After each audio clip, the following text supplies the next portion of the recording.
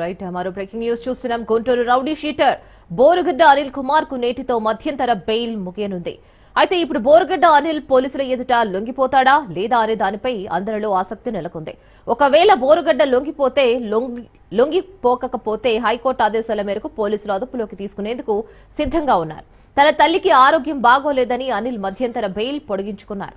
తన తల్లి ఆసుపత్రి నుంచి డిశ్చార్జ్ అయినప్పుడు తల్లి వెంట లేడని పోలీసులు నిర్ధారించారు.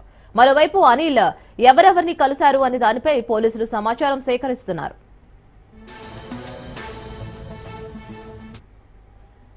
రైట్, దీనిపైన మరిన్ని అప్డేట్స్ మా ప్రతినిధి క్రాంతి అందిస్తారు. క్రాంతి, అనిల్ లొంగిపోతాడా లేదా అనే దానిపై ఉత్కంఠ నెలకొని ఉంది. దీనిపైన మరిన్ని అప్డేట్స్.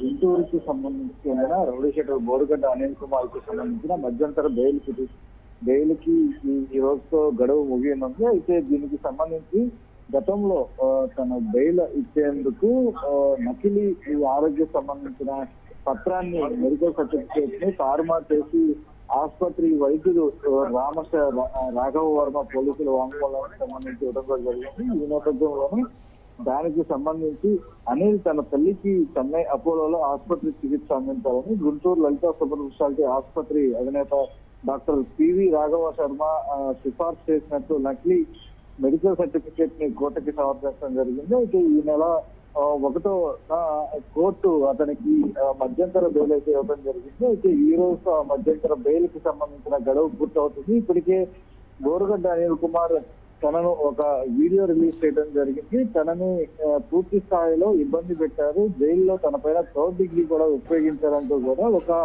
వీడియోని రిలీజ్ చేయడం జరిగింది. ఈ నేపథ్యంలోనే ఈ రోజు రాజమహేంద్ర జైలుకి సంబంధించి వచ్చి బోరుగడ్డ అనిల్ కుమార్ లొంగుతారా లేదా దీనికి సంబంధించి ఏ రకంగా ముందుకు వెళ్లాలనే దానికి సంబంధించి ఇప్పటికే పోలీసులు కసరత్తు చేస్తున్నారు. తప్పుడు వైద్య ధృవపత్రంతో బెయిల్ గడువు పొడిగించుకున్న విషయాన్ని పోలీసులు ఇప్పటికే ప్రభుత్వ న్యాయవాదికి తెలియజేసిన నేపథ్యంలో కోర్టు దృష్టికి కూడా తీసుకెళ్లారు. ఈ మోసం పైన హైకోర్టు సీరియస్ అయ్యే అవకాశం ఉంది.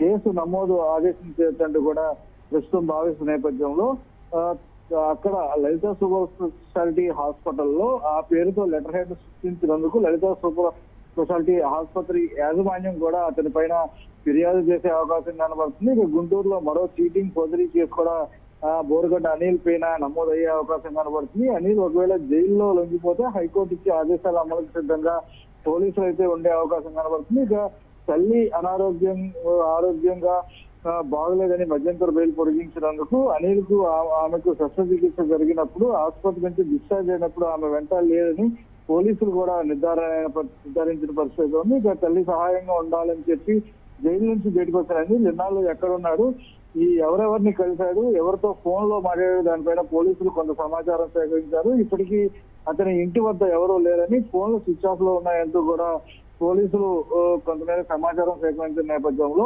మరోవైపు అనిల్ పైన పట్టాభిపురం పోలీస్ స్టేషన్ లో పీటీ వారెంట్ ప్రస్తుతం పెండింగ్ లో ఉంది. ఇక కస్టడీలో తీసుకునేందుకు పోలీసులు ఫైల్ సిద్ధం చేసిన పరిస్థితి. అయినప్పటికీ కూడా ఒక నకిలీ ధృవపత్రంతో మధ్యంతర బెయిల్ పొందిన బోరుగడ్డ అనిల్ కి సంబంధించి తాజాగా ఈ రోజు బెయిల్ గడువు పూర్తవుతున్న నేపథ్యంలో తాజాగా కోర్టు ఏ రకంగా ఆదేశిస్తుందనేది కూడా వేచాల్సిన అవసరం ఉంది. Right Kranti, thank you.